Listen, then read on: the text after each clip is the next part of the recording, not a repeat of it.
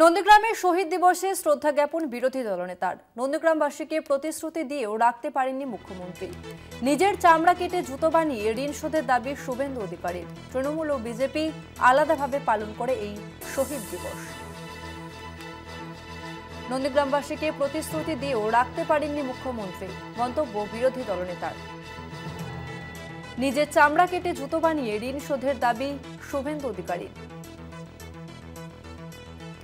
নন্দীগ্রামে শহীদ দিবসে শ্রদ্ধা জ্ঞাপন বিরোধী দলনেতার। নন্দীগ্রামবাসীকে প্রতিশ্রুতি দিয়েও রাখতে পারেননি মুখ্যমন্ত্রী।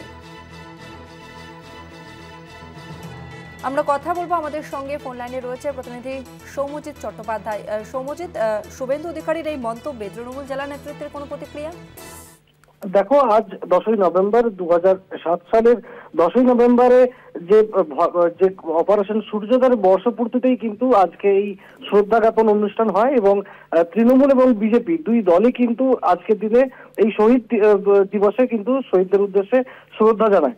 শুভেন্দু অধিকারী যেটা বলেছেন যে ঋণ মমতা বন্দ্যোপাধ্যায় তিনি কিন্তু বিস্তর প্রতিশ্রুতি দিয়েছিলেন নন্দীগ্রামবাসীকে, কিন্তু সেই প্রতিশ্রুতি তিনি মেটাননি। উপরন্তু শুভেন্দু অধিকারী তিনি কিন্তু নন্দীগ্রামবাসীর ঋণ শোধ করার কথা বলেন। কার্যত পায়ের জুতো, তার চামড়া কেটে পায়ের জুতো বানিয়ে ঋণ শোধের কথাও তিনি বলেছেন।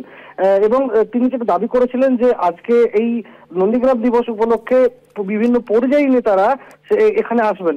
ইতিমধ্যে স্নেহাশিস চক্রবর্তী, রাজ্যের পরিবহন মন্ত্রী, তিনি কিন্তু নন্দীগ্রামের শহীদ দিবস উপলক্ষে তৃণমূল কংগ্রেসের পক্ষ থেকে শহীদদের প্রতি মাল্যদান করেছেন এবং তিনি যেটা শুভেন্দু অধিকারীকে কটাক্ষ করেছেন যে নন্দীগ্রাম আন্দোলনের সময় প্রত্যক্ষভাবে নন্দীগ্রাম আন্দোলনের সঙ্গে যুক্ত ছিলেন না তিনি, তবুও তারা রাজ্যের পদে রয়েছেন, কোনো কর্মসূচি হিসেবে হলে তারা অবশ্যই যাবেন, এমনটাই কিন্তু স্নেহাশিস চক্রবর্তী তিনি জানিয়েছেন। তসমিনা, ধন্যবাদ সৌম্যজিৎ।